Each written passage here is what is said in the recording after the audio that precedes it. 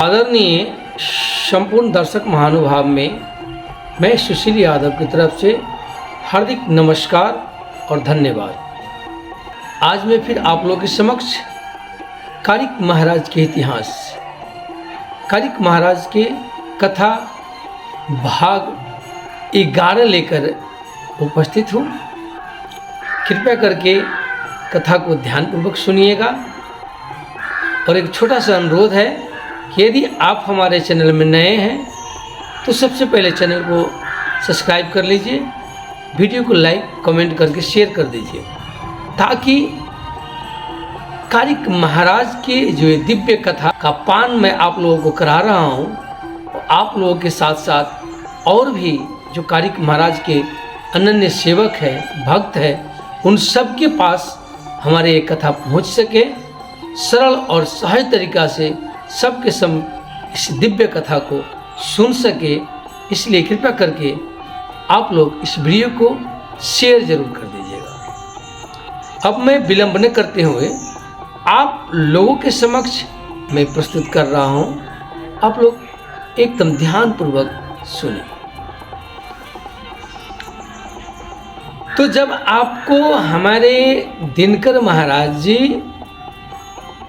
जब राज परौल के धर्मराज और धर्मा सती माता के पुत्र ज्योतिष महाराज के और उज्जैन राज के महाराजा राज राजेंद्र और महारानी सुमित्रा के सुपुत्री राजकुमारी अपुरा सती के विवाह के सारे बंदोबस्त कर लिए, सारे तैयारी कर लिए।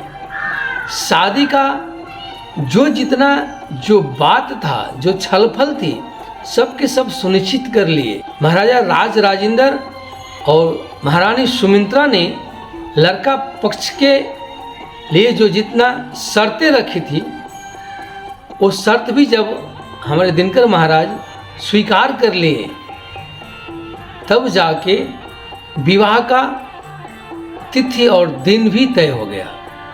इसके बाद जब सारे तैयारी हो गई, सारे छलफल हो गई, सारे बंदोबस्त हो गया, तिथि मिति सब तय हो गया, तब जाके दिनकर जी महाराज वहाँ से तुरंत प्रस्थान किए और तुरंत के तुरंत अपने दिव्य शक्ति के द्वारा राज परौल में माता धर्मा सती और धर्मराज के जहाँ कुटिया थी, उस कुटिया में उन्होंने क्या किए, तुरंत उपस्थित हो गए। जब माता धर्मा सती और धर्मराज बाबा दिनकर महाराज को जब साक्षात दर्शन किए, तो सबसे पहले वो दोनों मिलकर दिनकर महाराज के चरण वंदना की।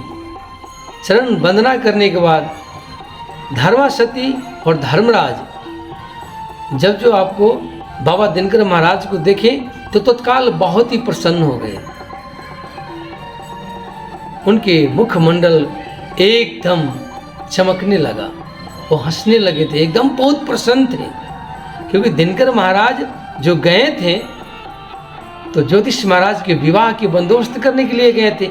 ये बात तो माता धर्मा सती और धर्मराज को भी पता था। अतः जब दोबारा वो परौल राज में माता धर्मा सती की कुटिया में जब दिनकर महाराज जो आपको उपस्थित हुए, तो ये देखकर वो दोनों बहुत खुश हो गए, बहुत प्रसन्न दिखाई देते थे। दिनकर महाराज ने ज्योतिष महाराज और अपुरा सती का जो विवाह को जितने विषय पर छलफल हुआ था, जो बात महाराजा राज राजेंद्र के साथ हुआ था, वो सारे के सारे बात धर्मराज और धर्मा सती को भी सुना दिए। ये सुनने के बाद माता धर्मा सती और धर्मराज मानियो तो उनके अंदर ही एक गृह युद्ध होने लगा। थोड़े थोड़े प्रसन्नता भी हो रही थी, तो थोड़े थोड़े संकोच भी हो रहा था। वो सोच रहे थे कि हम एक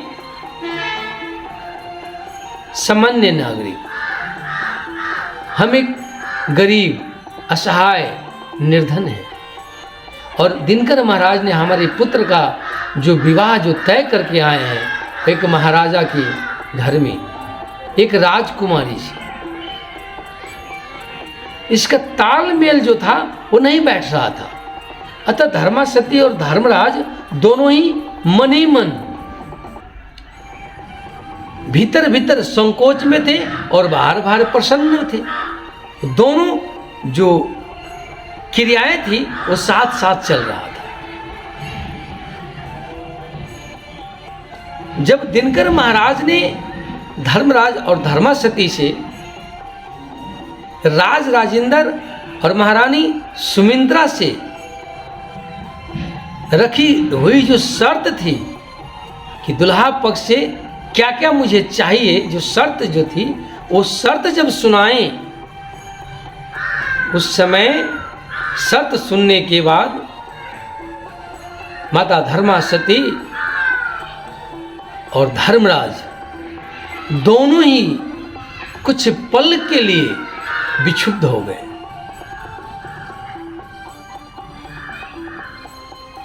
दोनों के मुखमंडल पर आपको मानिए काली बादल मंडराने लगे।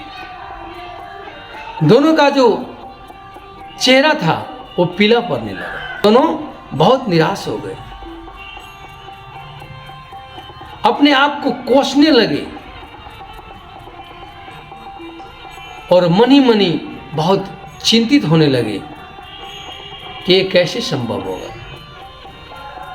जो मनुष्य, जो व्यक्ति अपने एक छाक के भोजन व्यवस्थापन करने के लिए कठिन परिश्रम करता हो, पूरे दिन सुबह से लेकर शाम तक कठिन परिश्रम करने के बाद भी जो व्यक्ति अपने लिए 2 छाक का भोजन का व्यवस्था न कर पाता हो, वो भला राज राजेंद्र के इतने बड़े मांग को कहां से पूरा करेंगे।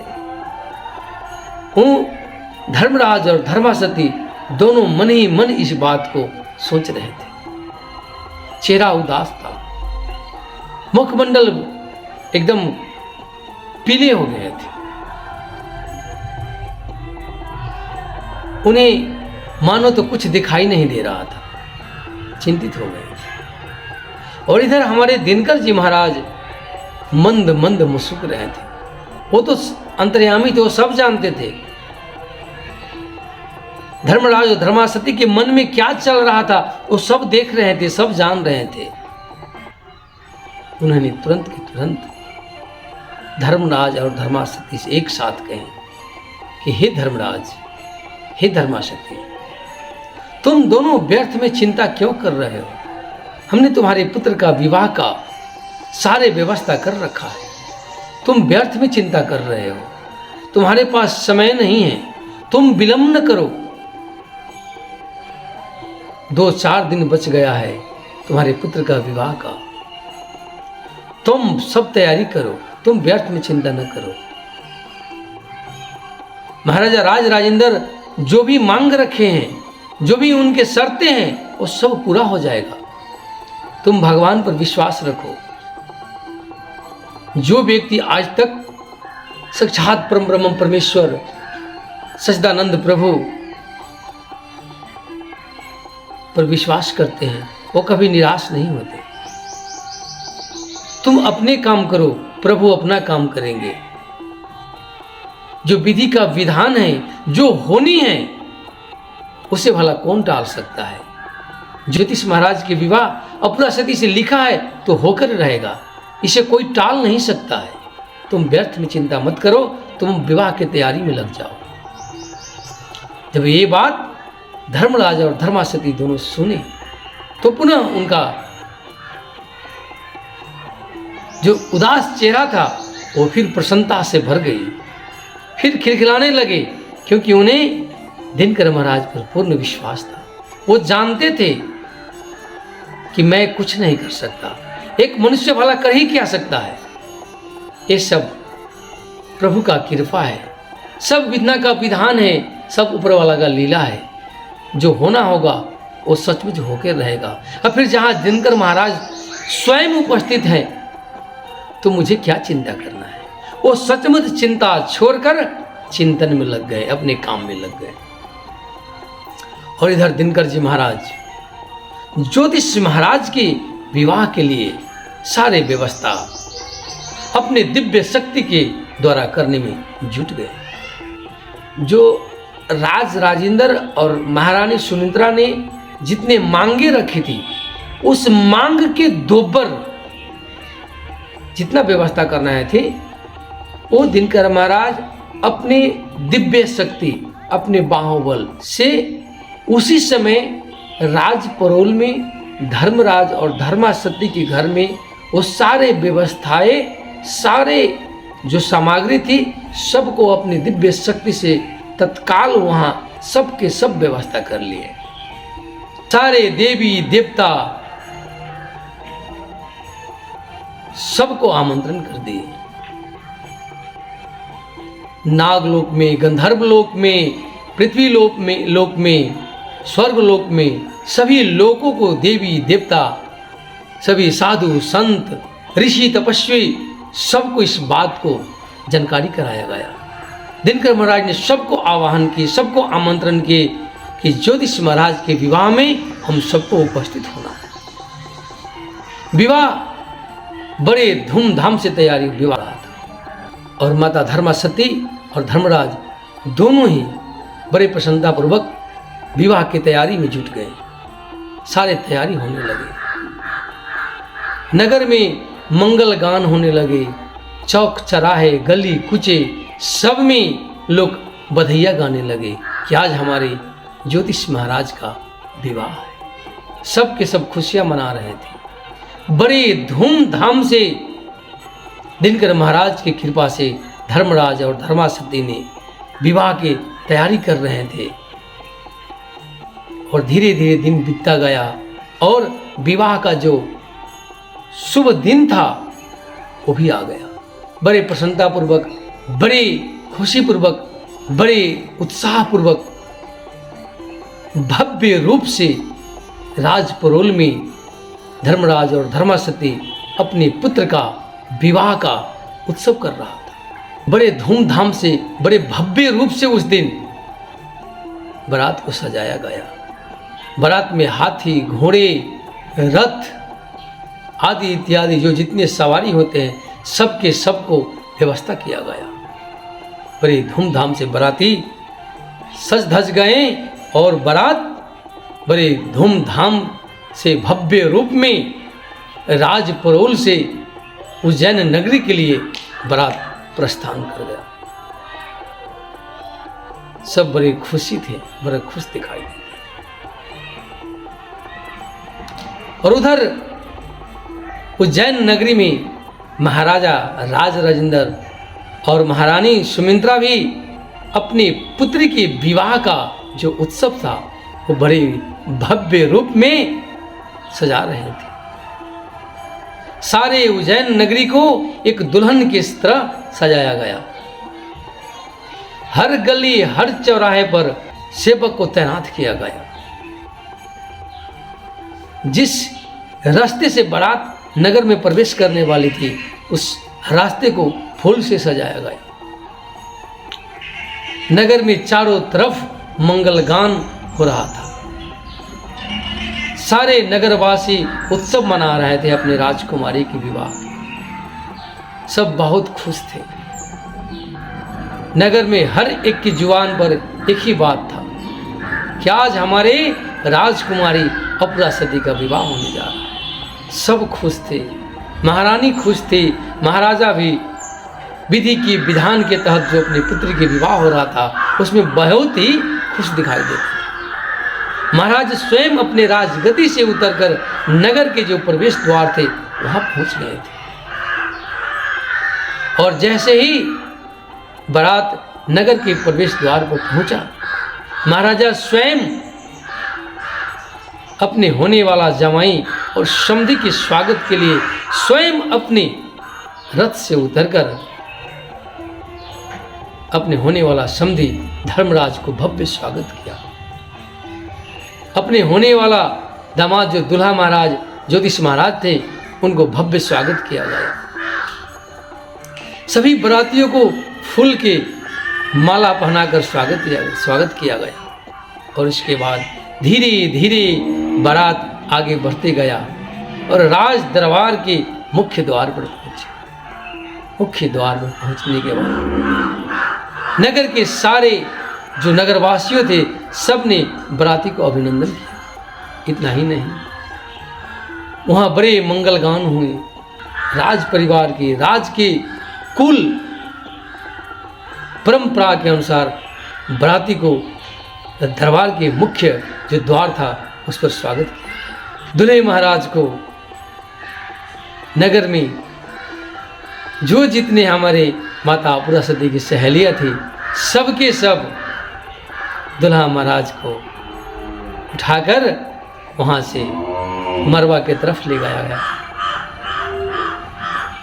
राजपुरोहित आए,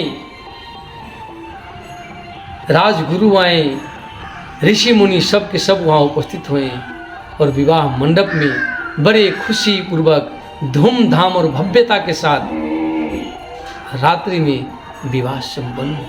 के बाद सुबह बड़े खुशी पूर्वक महाराजा राज राजेंद्र ने अपनी पुत्री की विदाई के लिए तैयारी करने लगे। अपने एक ही पुत्री जो राजकुमारी अपुरा सती थी उनके विवाह में कोई कसर बाकी न रह जाए, कोई कमी न हो जाए, इसके लिए महाराजा राज राजेंद्र और महारानी सुमित्रा प्रतिबद्ध थे। उन्होंने अपने राज दरबार में जो दरबान था उस सबको पहले से सूचित कर दिया गया था कि मेरी पुत्री के विवाह में किसी प्रकार की कोई भी कमी न हो पाए, ना तो बराती के स्वागत में कमी रह जाए, न खान पीन में कोई कमी रह जाए, नहीं तो कोई दान दहेज में कमी हो। मेरा एक ही तो पुत्री है, इतने बड़े राज्य में इतने बड़े जो श्री संपत्ति सोने चांदी हीरा मोती जवाहर को मैं क्या करूं? यदि मेरी पुत्री खुश न हुई तो ये सब व्यर्थ है। अतः मेरे पुत्री को जो जितना चाहिए राजकुश से निकालकर मेरी पुत्री की विदाई में वो सब चीज दिया जाए जो राजकुल के घराना अनुसार, राजकुल के परंपरा के अनुसार दिया जाता है।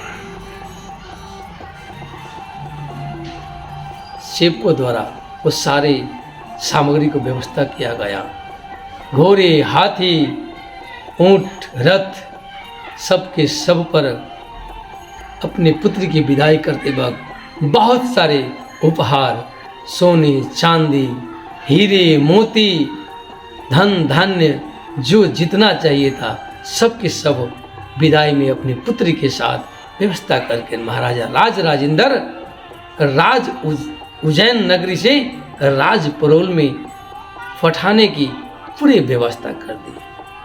और खुशी पूर्वक महारानी सुमित्रा अपनी पुत्री को अपने गले से गले लगाते हुए एक बात बोली